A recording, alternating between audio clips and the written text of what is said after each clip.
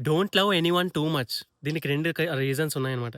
ఎవరిని ఎందుకు ఎక్కువ ప్రేమించొద్దంటున్నానంటే ఒకవేళ మీరు బాగా ప్రేమించే వ్యక్తి ఒకవేళ దూరమైతే ఆ పెయిన్‌ని మీరు అస్సలు తట్టుకోలేరనమాట.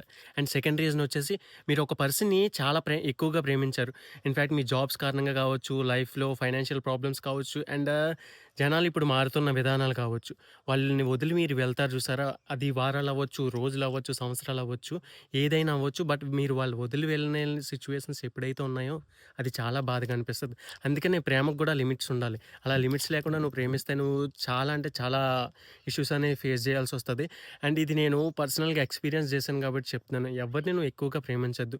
దానికి ప్రతి దానికి నువ్వు లిమిట్స్ పెట్టుకో. అది మీ ఇంట్లో కుక్క అవ్వచ్చు, మనిషి అవ్వచ్చు, ఇన్‌ఫాక్ట్ మీ పేరెంట్స్ అయినా అవ్వనివ్వచ్చు. ఇది వినడానికి కొంచెం హార్డ్‌గా ఉన్నా సరే ఇదే ట్రూత్ బ్రో. ఒకవేళ నువ్విది యాక్సెప్ట్ చేయాలన్నా సరే నువ్వు చాలా మెచ్యూర్డ్‌గా ఆలోచించాల్సొస్తదనమాట. ఇన్‌ఫాక్ట్ ఇలా ఆలోచించే వాళ్ళు చాలా తక్కువగా ఉంటారు. ఇందులో బ్యాడ్ కామెంట్స్ రానివి, గుడ్ కామెంట్స్ రానివి. నేను ఇటువంటి దాన్ని యాక్సెప్ట్ చేయడానికి రెడీగా ఉన్నాను.